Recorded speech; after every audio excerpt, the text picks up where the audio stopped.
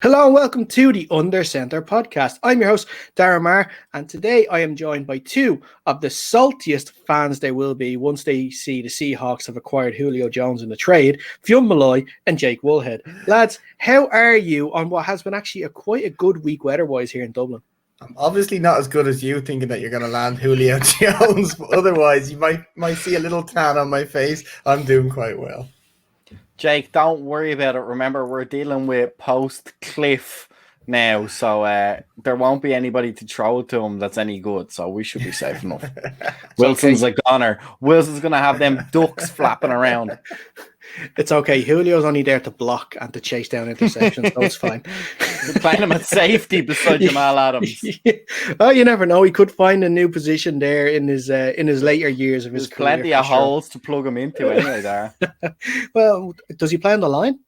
Maybe? I'm sure he would if you pay him enough money. Put him as a swing tackle or something. We'll see.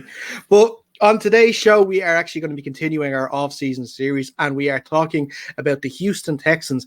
And on the show, we are delighted to be joined by Graham from the Houston Texans UK Twitter page. Graham, how are you today? And thanks for taking the time to speak to us.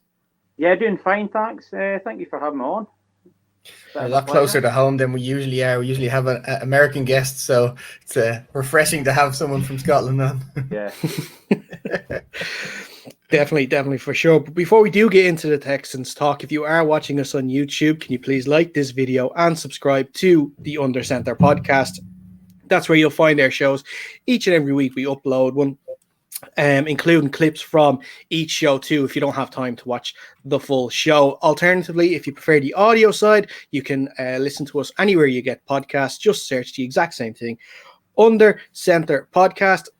That's where you'll find us. Wherever you get your podcast, you get the show whenever we upload new shows there too. While you're at it, go to our socials as well. Facebook.com/UnderCenterPod.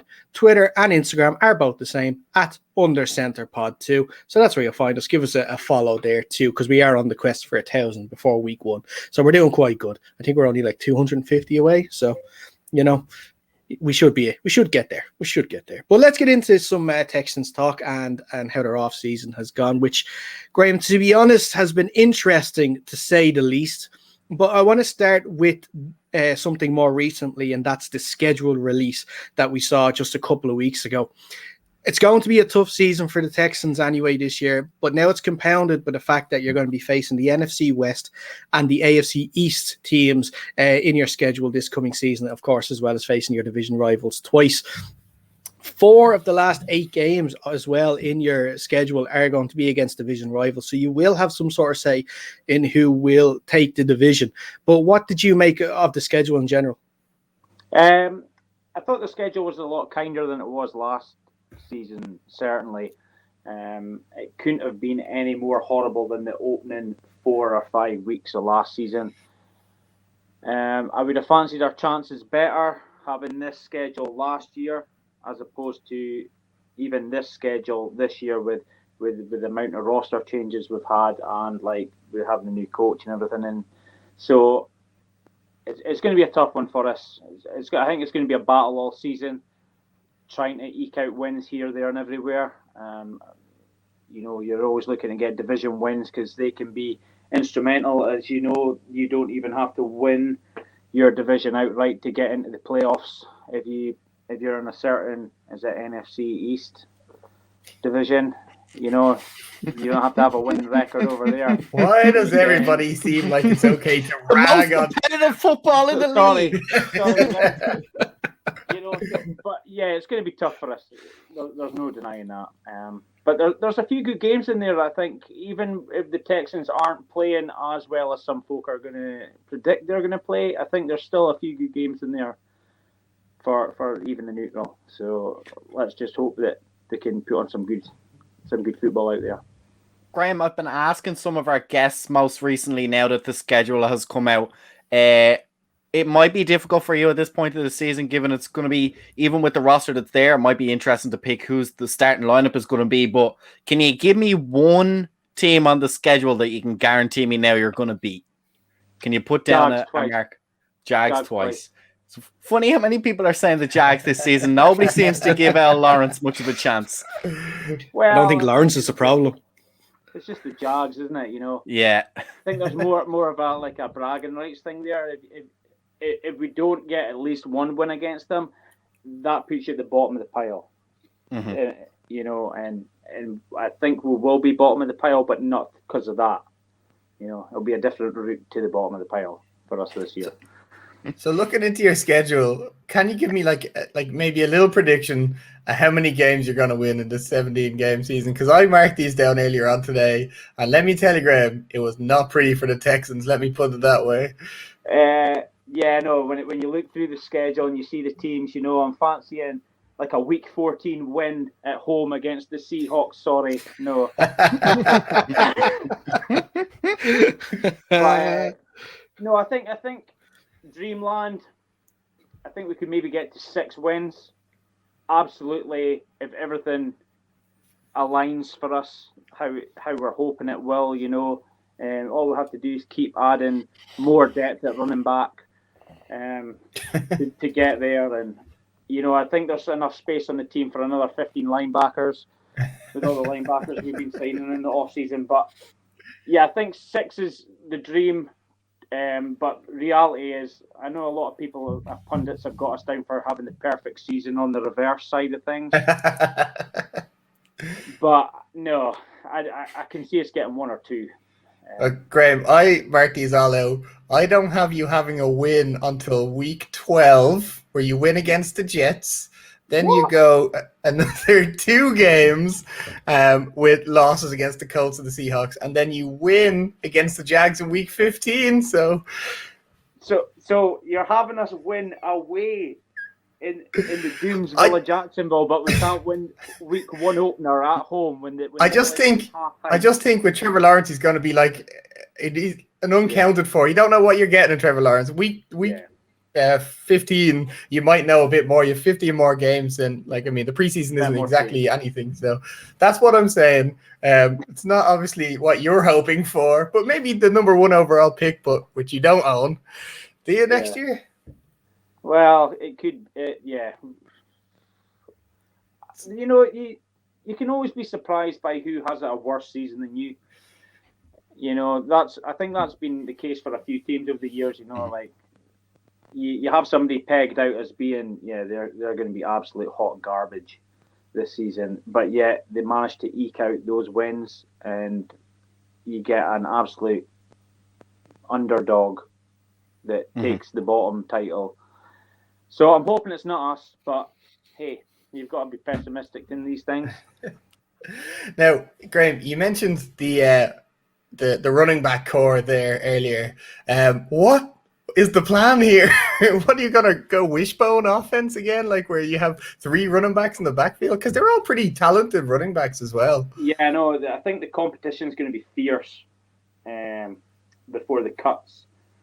I think probably 3-4 of those names could be the number 1 back at certain teams, even after their injury issues and their down season issues. I think you could see one of those backs, the number 1 back. So I think if we can pick a powerful 1-2 combo, we'll be okay in that respect. But the thing for us is going to be wide receiver. Who's going to be the main guy now?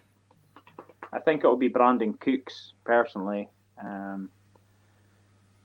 With Will Fuller going on to Miami, I would have liked him to stay. Maybe got him nailed down on a cheaper deal after what happened with the Peds and everything, but he went away, and of course we gave Hopkins away for peanuts. Yeah, Haribo. A couple of years ago. So yeah, pretty rough trade in that one, because my friend is a Cardinals fan, and he just texted saying, "What was that deal?" Like, he was just so unbelievable. Like, what actually happened in that deal? It's pretty sad looking at that in the background. Yeah, no, I just got it framed as well, and then he left. That's how it always goes, Graham. You should have known as soon as you sent it off. Yeah, don't like frame anything. Yeah, I should be called the graveyard, because he's up there as well. He's up there turning this into Arizona den. The amount of trash that's going on in here, that's Arizona. But yeah, there's a win for you. We'll take Arizona. That would be sort of poetic. We wouldn't say justice, but you could definitely see it happen if that would if you were to beat Arizona. No, I wouldn't complain too much about it because seemingly you're going to beat us then in week 16, which is coming out of nowhere. But run the West. They're going to run the West. They're going to run the West. Yeah, I think. Can you imagine? Stranger things have happened. Who knows? Next year we might be sitting here having a conversation about the Texans winning the Super Bowl. Oh man, Willis turns into a proper Herbert and just destroys the league. But actually, now that you've mentioned that position, because let's talk a bit about quarterbacks, because it's kind of well established at this stage, whether it's through trade or other means, that Deshaun Watson probably won't be taking a snap for the Texans this coming year. Yeah. Signed a few quarterbacks in the offseason, notably Tyrod Taylor and Jeff Driscoll. You've also drafted Davis Mills from Stanford in the third round, the third round of the draft from Stanford. Like I said, who are you expecting to be QB1 on week 1? Taylor. So it's unfortunate for Taylor because we know what's going to happen then. He's going to be 2 or 3 games in. Something's going to happen. It's going to be Mills then starting. Yeah. It'll be like Taylor. You know that comedy Kane that comes in on stage and just whips people off his neck. You just see Tyrod's neck. I think barring any injuries, which he seems to not be able to stay away from, that's not a bad option. There's certainly worse options playing at quarterback at the moment. If he can stick around, how do you think he's going to fare? I think given the running backs as well, like you said, it might be a large room, but it's definitely got some talent in it as well. Do you think maybe offensive-wise they're going to cause at least some problems to the teams? I think they will. I think they're probably loaded up with some bigger or better known named running backs just to help him, transition to another team, to another scheme. But it's all going to be new. With Cully coming in, everything's new. It's not like it was the Bill O'Brien era, and I know a lot of people hate on Bill O'Brien. By the time it all finished, I was over it. But he brought a lot of success to the team, but he just couldn't get over the last hurdle. So with everything clean slate, anyone's got a chance to do well in this team with this coaching staff. There's so much changes in coaching. GM, everything's different. So with Tyrod coming in, I think Tyrod, if he can stay healthy, he can use these seasoned backs to his advantage. I can see them causing problems. They might just dumb down the whole thing and just make it really simple. They could play Titans style football. That simple. Just hand it to the back. That's all they seem to do. Yeah, definitely. Like with someone like Mark Ingram, who probably not as big as Derrick Henry, but can pound for pound, has similar strengths to him. Yeah, he can run the rock. And that guy, if you're not telling me he's not juicing everyone in the backfield, with his trash talking in his mouth, that'll get guys pumped. That'll give guys another level. So yeah, I'm excited to see how they tackle things. So it'll be good. Yeah, and with Ingram as well, he's pretty much had a year off as well because he didn't play a lot in last season with the Ravens. So for someone, especially at his age and the position that he has, it's a year to sort of let his body recover, and I'm sure he'll have sort of a few grudges to get over as well. And then with the signing of Philip Lindsay as well, which was very interesting because he was someone that complained during his time at Denver that he was given the ball to go up the middle too much, that he is more of these outside running running backs. So it's definitely the speed of him and will be something that can definitely help the Texans in games. Yeah, I think so. His numbers tailed off in Denver, and I think that was maybe because of the dislike and of how he was being utilized. So to be told, I'm only assuming here that he's getting told in Houston that, like, if you're the guy we're going to run it the way you like to run it, and that gives guys a bounce. That gives guys an extra step, So who knows? I'm honestly interested to see how this playbook's going to go. After seeing the same kind of stuff for 6-7 years, for it to be all new, and I know there's a lot of Texans fans out there hating on everything and all that. It's like, let's just get over it and just like enjoy the team for what it is, and the good years will come back. Graham, you talked a little bit about there everything being brand new. We also talked about, you mentioned that you expect it to be, as it tends to be with new running back teams and new system teams, to rely on the running backs a little bit and help the quarterback get in rhythm. I'll be honest with you, I don't know much about the new head coach, Cooley. What are you excited about? What do you know of him, and how do you expect him to try and change the culture there in the Texans? Well, I think wherever he's been really well respected, and I know that gets thrown about the league quite a lot with personnel, but I really do believe that, and I think Mark Ingram has vouched deeply for that in his early pressers when he was first brought over to the Texans. I don't think he was just brought in as I actually think he was brought in as like a method of keeping Deshaun Watson maybe in Houston, because I think the two of them are quite friendly. So I believe. But I think it was also maybe Cully respected what he could do as a player, and he was like one of the guys that Cully wanted in because he knew he's a good locker room guy. He's also got a good work ethic, and as you touched on earlier, Dara, he can pound the rock. So what else do you want behind your interim QB or whatever? It's not the first choice guy, but it's the guy who's going to start. So yeah, so I think Cully could bring a lot. He just comes in every presser I've watched. He obviously ticks the boxes and checks the X's and everything, but I'm willing to give him a chance. A lot of people have like kind of written him down a bit, but hell, I want to see what his record's going to be after a bad season. So, and how they bounce back from that. So let's just get on and get going with it. Yeah, and since he did come from the Ravens as well, and it makes sense why he has more, why he's loaded up the running back position with the Ravens sort of style of offense that they run at the moment. And now, obviously, the Tyrod is nowhere near comparable to Lamar and his running style, but you get more running backs there. Like how Ingram and Gus Edwards were, and even what's the other running back's name there in Dobbins. Baltimore? Dobbins. That's it. Yeah. So then you have that three-prong attack now in Houston as well with Lindsey, Ingram, and whether it be Johnson or I believe that they signed Rex Burkhead there just the last couple of days as well. But yeah, so it will be interesting to see. Like, obviously, first-time head coach David Culley, and new GM as well, Nick Caserio too, and they put up definitely a strong front, and they've tried their best to make a team this offseason. I think over 30 players signed in free agency alone.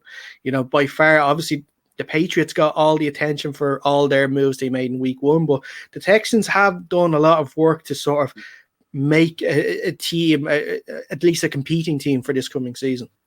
Yeah, they've signed up a lot of people in, I think, areas that they found were maybe lacking from last season. They're wanting competition in OTAs and training camp and everything, and that's really what's the big factor here. Nick's driving for competition, and he's going to find, he's looking for maybe diamonds in the rough with some of these guys. There's a broad schema how the experience and everyone he's been bringing in. It's not just like free agents from the draft or whatever. It's guys who have seen a bit of play time, and I think I seen a quote from one of the linebackers saying that they're learning all three linebacking positions. That's the kind of drive they're wanting these guys interchangeable at any of the linebacker positions. It's not just a case of you've got an outside linebacker or inside linebacker. They're wanting them to be able to do everything. I think they've even moved Greenard up into defensive line. So they're shifting guys about from their positions as well. So that all stems from having a fresh canvas, fresh coaching ideas. They're not pinholing anyone and pigeonholing people into one or particular role. So yeah, it should be good. I think actually the Texans were trying to beat, was it Carroll's record for the number of people he signed? Did he not, like when he went to the Seahawks, he had like 300 transactions in the first week or something? Was he not going bananas? Yeah, he did. Yeah, yeah. So I think, and it wasn't working until he drafted someone in the third round called Russell Wilson. Russell quarterback. Yes, Russell quarterback. He could change his name to that. Yeah. Graham, you have a long list to pick from. Who is your favorite signing? Who were you most excited to see them get? You know what? We've already spoken about it, but I genuinely can't wait to see what Mark Ingram does in that lineup. You know, I just like just throughout the whole team, just what he brings, the energy he brings into the building. Because I'm assuming that guy just does not turn off. Mm-hmm. So, you know, that's the kind of guys I know he's an older guy and that, but you need these kind of personalities in the locker room, because you've just lost big locker room guys. You know, yeah. I think Hop, this 2 seasons ago, he had a huge locker room presence. JJ Watt's obviously got a huge city presence. So you're needing people to come in and fill that up. So yeah, I think you're dead right as well. And I think another thing that he brings is you get that 2-for-1, right? He becomes that very experienced glue in the locker room, as you said. And that hype also translates onto the field. He's one of these, I don't care how bad the season's gone, we're going to drag ourselves to the finish line and we're going to keep going, which might be very important in literally a long season this season for some of these guys on the new team. And especially given, obviously, Mills, the quarterback that got drafted, he's going to be brand new rookie. I don't remember the other guy that they brought in, Jeff Driscoll, was it? He's kind of a Jeff Driscoll. He career. I think Ryan, was it Finchley? Finley. Yeah, he got cut. Yeah, they're going to be after the time Jeff. Most likely a backup role, and then as you mentioned, Tyrod Taylor, who's not known as a big rah-rah guy in the huddle. So I think you're dead right. I think Mark Ingram might be a linchpin of this team for this season. Definitely. Yeah. I 100% agree. Yeah. Yeah, he sort of reminds me of that, you know, he reminds me of like a Brandon Graham type for the Eagles. You know, he's full of talk on the pitch. You know, he tries to get into opponents' heads and, you know, it works, you know. Anytime you hear Brandon Graham's going to be on a mic'd up episode, you're always looking forward to it. You're always looking forward to it. And then it's the same with Mark Ingram. When he was on mic'd up, you're always looking forward because he's one of those that will always talk, and he'll always either try and encourage his team or he'll try to get into the heads of the opposition. Yeah. Dara, I've been trying to get you mic'd up on the pitch for years now. no, there's too much beeping going on upstairs. On the mic. way too much cursing. F that. Yeah. Way too much cursing. Well, to be fair now, Fionn, I think you'd be kind of all right at it too, but you'd be kind of just inspirational quotes too many times, you know? It's like you've been... We don't play training bingo for nothing with Fionn, because he says the same things, probably 6 or 7 different things, 3 hours every Sunday. You guys have the attention span of a goldfish. If you don't repeat everything every time, everyone forgets what they're doing and walks away. Even when you do repeat it, everybody forgets and walks away anyway. But look, right, let's before we let you go, let's try and have a look towards this season. Like, we sort of gave ideas of how many wins you're hoping for next year, but in a broader sense, what are you hoping for in terms of, are you just looking to see sort of steady progression throughout the year? Are you just hoping that you don't get smacked in every game? Like, what are the sort of hopes leading into the 2021 season? I'm actually hoping that the product that they can put on the field is the kind of product that brings the fan base back together, because like a lot of people don't see it from the outside, but being on the social medias, the fan base has been pretty broken since I would say the wheels come off in the Chiefs game, you know, a couple of years ago in the playoffs. So there's a lot of like distrust with top management. You know, I don't know if you've heard of the name Jack Easterby. Yeah, Yeah. I was going to ask Yeah, about yeah. Jack Easterby. Yeah, lot of issue with him. Personally, I don't like him. I don't want him there. I don't know how he can be in the position he is, but he seems to have a lot of power. I'm sure if Carl woke up one day and realised that this guy is maybe an issue with the fans, we need to move on from him. Fionn, he could do what you do. He leaves inspirational cards around the locker room for people. Reported in Sports Illustrated that he had certain players followed home to make sure they were sticking to their curfews and stuff. And honestly, the Sports Illustrated piece on him is some read. Yeah, I read the SI page or article about Jack Easterby. I just thought it was crazy. He kind of came from nothing, right? Like he just talked himself up to the owner of the Texans, I think, and then just worked his way up with like little to nothing. He's like a Southern gentleman type, whisper in the ear and gets like the ownership on the side, and then all of a sudden he's got all this power. And we call him Littlefinger. Yeah, exactly. He's obviously Littlefinger. He's like Deshaun. Deshaun hates him, doesn't he? Like he just I think detests he was him. putting on a brave face with him through the Bill O'Brien years, and then I think after all that went off, and then this off season it just come to a head. He wanted out, and all of a sudden, whether he did or did not, do all these masseuse issues. I think there's probably Jacks in the background there tampering with some of this. It seems that way. Yeah.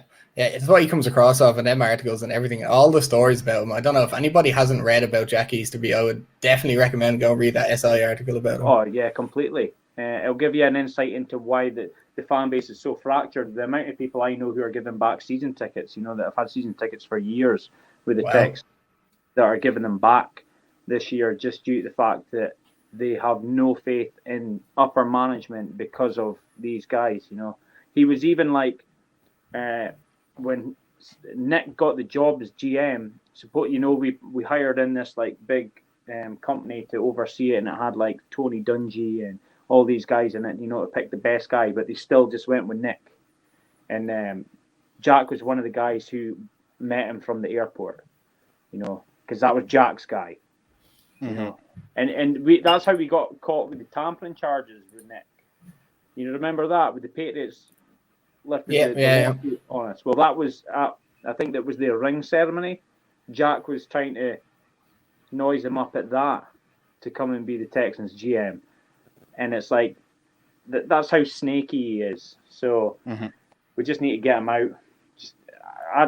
If they can do that, but they can put a product on the field under Cully that brings us hope that we're building something else here. We're building something better. Just give it a couple of seasons and we'll have that playoff run product. I guess to your point just there, Graham, I guess if you guys find maybe like total 11 guys on that roster that you can kind of keep around for 2-3 years, and they don't have to be the super talented guys, but those like core guys that are going to be around that gives you stability. I guess that's a very successful season for the Texans. Yeah, I would totally agree with that. Yeah, you need those guys to be there for a couple of years, and you build a nucleus, don't you? You build around that. So yeah, if we can find those guys, I think we've already got a couple of pieces. I believe our offensive line is on the uptick. I think it's generally gotten better talent. We just need to play some of that good talent all the time instead of swapping them in and out. Like the Mark Sharpen and that. I would have Mark Sharpen in there for almost every snap. I think the guy's legit, but under the old regime, he maybe wasn't seen that way. So let's see how it goes. And defensively, if we can put on a decent product there, like we were absolutely horse last year on defense. I think we can all agree on that. So let's see what Lovie Smith can do. I know the guy's seasoned and he's put out some good defenses in the past, so let's see what he can do with our one. Great. Just circling back to the quarterback, we won't get into the allegations or whatever at the minute, but post June 1st, obviously there's a new the way the salary works makes it a lot easier to trade Deshaun Watson. Do you think there is a possibility of this happening? Yeah, I as time goes past, I think it's more and more likely, that it will happen. It's just a matter of who's willing to give up what, and I think all these allegations may hurt his trade value long term. We might have been better pulling the trigger when it first got brought up because people were willing to give us everything to get D4. But now I haven't heard as much noise from around the league, but I don't know whether that's because everyone's focusing in-house after the drafts. They're looking at building what they are wanting to put on their fields for their product. But D4, I can't see him being a Texan, especially next season. I think he's going to be on the commissioner's naughty list this year. There's a way he won't play this year, I think. Whether he sits out or he's not allowed to play because of the allegations or whatever. I can't see him playing for the Texans this year, and because of that, he will be away. I think he's gone. Yeah, it's interesting because we were speaking to someone from the 49ers side there last week, and we mentioned that obviously the haul that they gave away to Miami pre-draft for that number 3 pick was similar to the package that would have been sent maybe to Houston for Deshaun Watson. So, like you were saying, possibly if they had pulled the trigger sooner, they could have had the haul. I think it was 2 first-round picks and 2 third-round picks for him, and they might have even thrown in Jimmy G with it as well. So, It is unfortunate that timing was against them.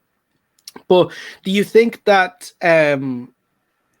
I know you're saying that you think he's going to be on the commissioner's exempt list now. There has been some talk about, settlements, but we won't go into that too much. But if it does get settled, do you think that he could get traded before the commissioner steps in, or do you think teams are just washing their hands of it now and they'll revisit it maybe at the end of this season? That's a good question, actually. If everything gets settled and they can move on from it, teams may just sit on it to grind his value down further. Why get something now when you can wait a year and pick it up? Because Deshaun's not an old guy. You'll have a year of being healthy. We're saying that the body can recover because he's taken a lot of hits playing for the Texans in a short time in the NFL. So he might use this as a chance to get his body right. And teams will just say, well, he's not played for a year. We now value him slightly lower than your expectations were last year. So it's going to be tricky. And I'm glad I'm not the GM sorting all that issues out, because I think that's going to be a game of chess trying to get the right picks. But I would have taken the 2 firsts and 2 threes and Jimmy G thrown in. We could have definitely been the Patriots of the South. Definitely. Definitely. And I think they were in position 12, so there was still some decent wide receivers out there at that time, or I think it was Micah Parsons still available at 12 as well, I think. So there was definitely some defensive reinforcements to add to your 27 linebackers that you already have. You could have got Micah Parsons too, so that could have worked. But listen, we're going to wrap this up here now, Graham. But before we go, where can people find you on Twitter?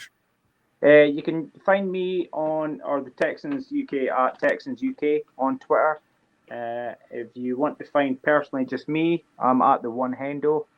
That's my Twitter handle. It's just usually Texans chat. The Texans UK Twitter page is really just a community-based thing. I just run the page and I let people strike up their own convos. I don't have to keep people informed because I find people are pretty well informed on these sites now. They're telling me stuff. So, yeah. But if you're wanting to find good Texans content, come to that page and you will find people that are putting on some really good content and other podcasts just purely about the Houston Texans. So, yeah, that's where you can find me. Excellent.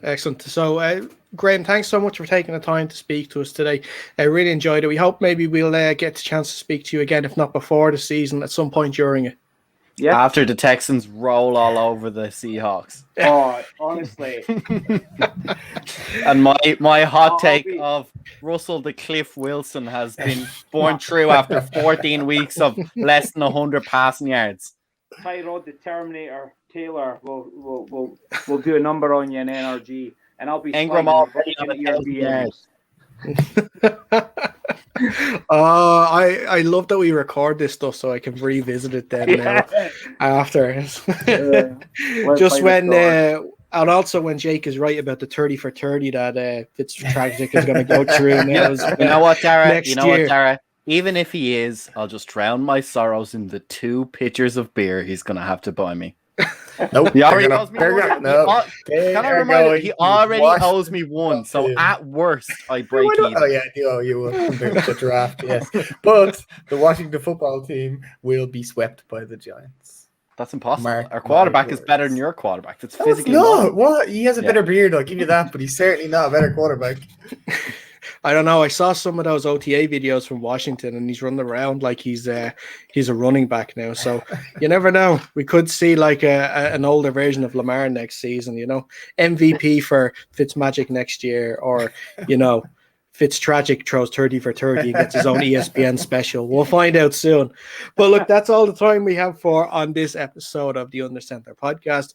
If you haven't already, please like this video and subscribe to the Under Center podcast on YouTube. If you prefer listening to the audio version of the shows, you can just follow us the exact same way. Just go to wherever you get your podcast, just search Under Center podcast. You'll find us there, and you'll find all of our episodes too that you can listen to as well. Our social pages, like I mentioned earlier, facebook.com/undercenterpod, Instagram and Twitter at both the same, at undercenterpod. But we will be back again soon with another episode looking at some of the last teams that we have. We haven't got much left. I think there's only about 8 or 9 teams left before we finish up our off-season series. But stay tuned for them. Until then, stay safe, and we'll speak to you soon.